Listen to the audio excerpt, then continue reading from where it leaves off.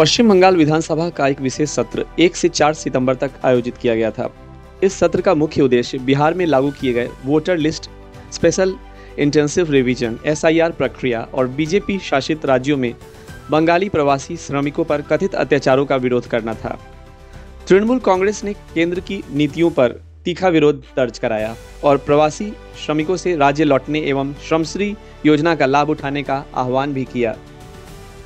विशेष सत्र के दौरान सदन में जब केंद्र सरकार की नीतियों और प्रवासी बंगालियों की सुरक्षा पर चर्चा हो रही थी तो टीएमसी और बीजेपी विधायकों के बीच तीव्र झड़प हुई। इस दौरान कई मतभेद, नारेबाजी, हाथापाई और कागज फाड़ने की स्थिति तक पहुंच गई।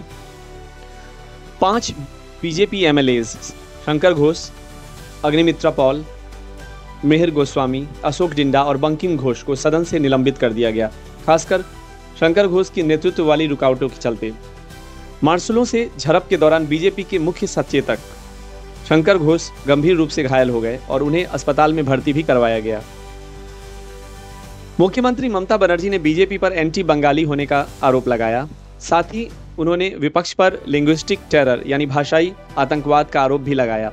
उन्होंने सदन में वोट चोर जैसे नारे भी लगाए और बीजेपी को देश और बंगाल के लिए खतरनाक बताया।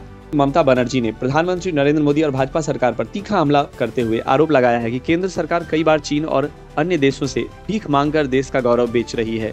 उन्होंने विधानसभा में कहा कि केंद्र सरकार कभी अमेरिका के सामने भीख मांगती है तो कभी चीन के सामने, और इस वजह से भारत की प्रतिष्ठा विदेशी ताकतों के सामने गिर रही है।